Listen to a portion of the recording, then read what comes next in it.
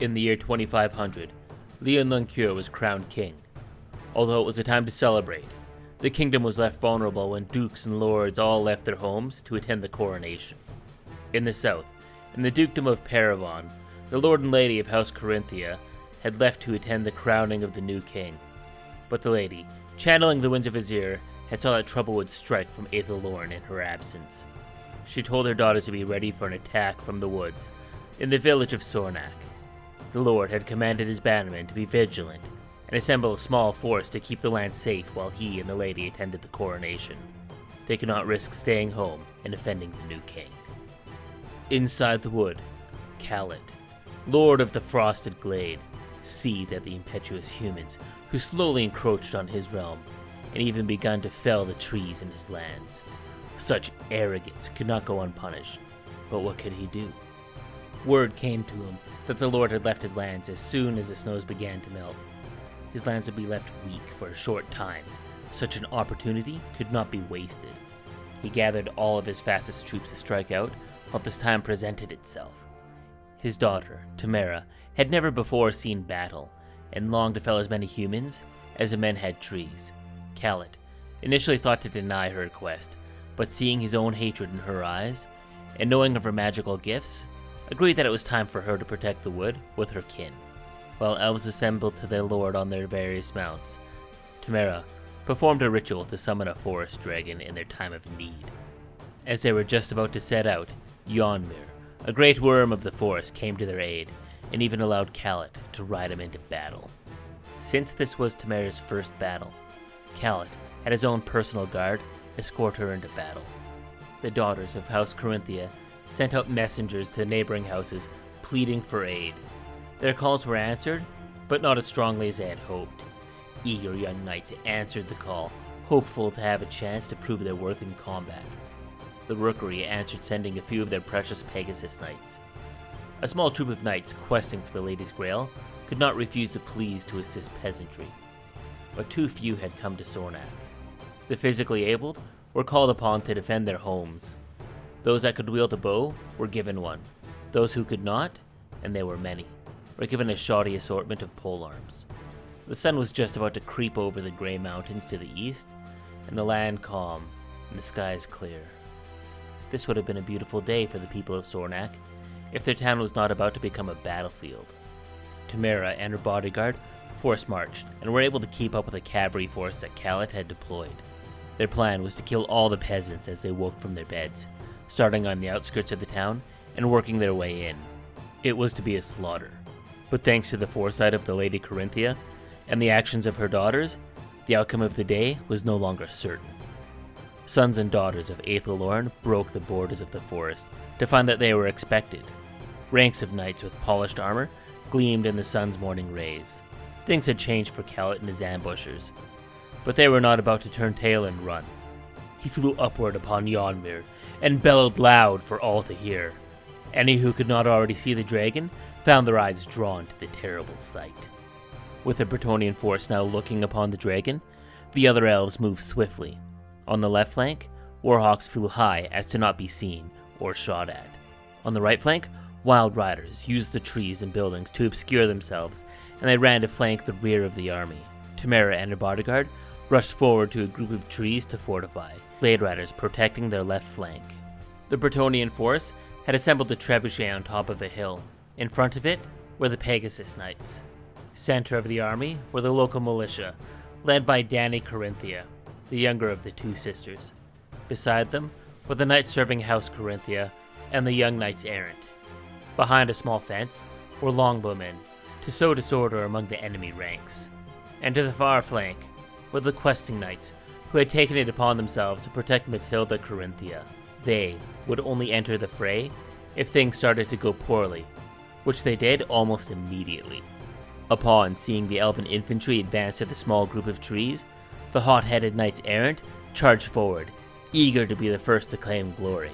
Their formation was disorganized and broken once they reached the wood. The fools had fallen right into the trap. Humans always found trees to get in the way and didn't know how to work around them.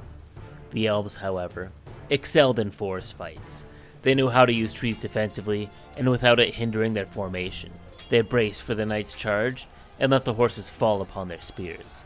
The foolhardy boys had put their entire plan at risk, but they could not be left to their fate.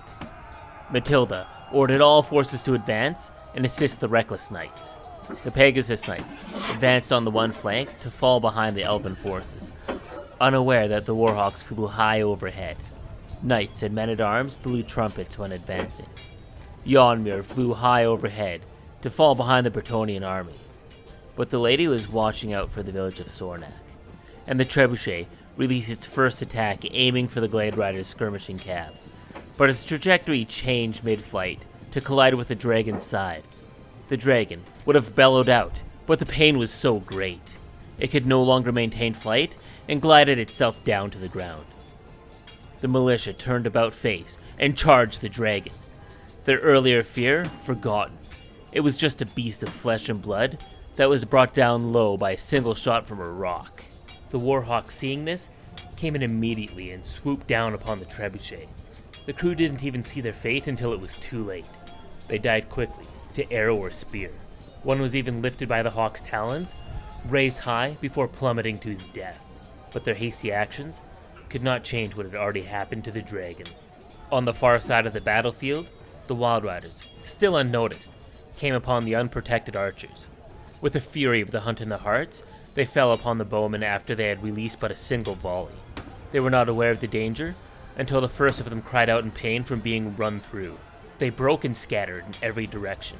The Wild Riders were barely slowed down by the peasant mob with their primitive bows. The knights, unaware that the support was already eliminated, reached the wood just in time to help the knights errant that hadn't already gotten themselves killed. The Elven Eternal Guard were fallen upon all sides. The questing knights could not use their cumbersome weapons to much effect, for the trees hindered them. But the Knights of Carinthia hit with a devastating charge. They were not as slowed down by the trees as the others, and their lances were longer than the elf spears. The Eternal Guard, at first confident, was now beginning to worry. They were felling many knights, but were now outnumbered. Glade Riders followed the Pegasus Knights, shooting them from below, but the armor protecting the bellies of the winged horses proved to be strong. The battle was going poorly for both sides, and still a victor was undecided. The peasant mob charged the limping dragon, confident in its mortal injury. They surrounded it, leaving nowhere for the creature to run. In a panic, it let loose a noxious gas, muddying the minds of its attackers. But before the gaseous breath could take full effect, the peasants felled the beast. It slumped to the ground, crushing a few with its mass before all light went out of its eyes. Callet whipped into a frenzy. He leapt from the beast and landed amidst the peasant mob. He took many cuts, but none were fatal. The riders of Kronos saw their lord in trouble and rushed to his rescue, but too late. Yonmir the Worm was dead. The fury of the hunt was renewed, and they felt the blessing of the god rush in their veins as they fought on. All they could do now was try to protect their lord. Warhawks, having dealt with the war machine, now saw Tamara in danger. They swooped across the battlefield to protect her. The Eternal Guard were now few. They were being pushed back by lance and sword, still protecting the daughter of their lord, lest she fall to harm. At first confident, but now panicked and flustered, Tamara could do little to fend off blows. The countless hours of studying and practicing the winds of magic left her. The terror of battle consumed her, and she became an afraid child.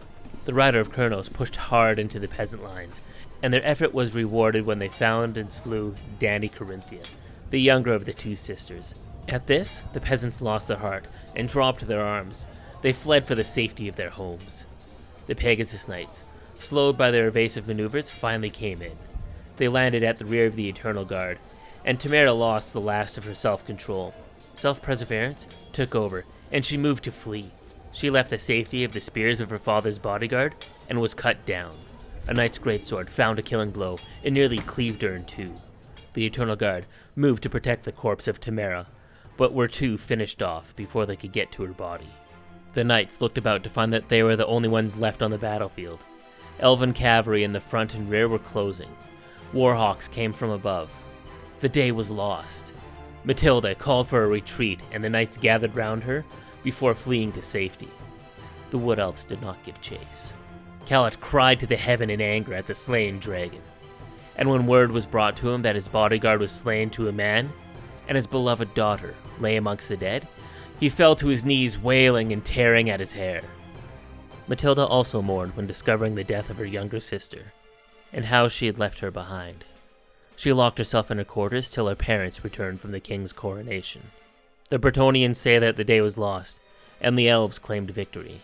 But the Elves say that they had lost, and that the Bretonnians defended their homes. Both had suffered unimaginable losses at the Battle of Sornac. Neither side had claimed victory. No songs were sung. No celebration was held. And once tears had dried, either side only had a renewed hatred for the other. Hey guys, this is Keg here. Thanks again for watching. This video is slightly different than some of the other ones I've done. I tried playing a little bit more with the writing, making a bit more story-based. This one isn't based off of anything in the actual lore. I decided to base this one off of a friend came over to my house, and we played a game of Warhammer. He played Bretonnians, I played the Wood Elves. I ended up winning the game as the Wood Elves, but I had suffered quite a few losses, and I figured the Wood Elves would have seen it as not a victory, and I decided to try and incorporate that into the game. I really liked doing something that wasn't exactly lore-based. It was more of, I just play a game, make up some lore, and this is how it is. I thought it was a lot of fun. If you guys like it, let me know. I'm still working on those Grom ones. I haven't forgotten about them. I haven't abandoned them. I've written the episodes. I'll try and get at least one of them out before Christmas. Maybe two of them. We'll see what happens. Thanks again for watching, guys. And I'm off to work now because YouTube doesn't pay my bills.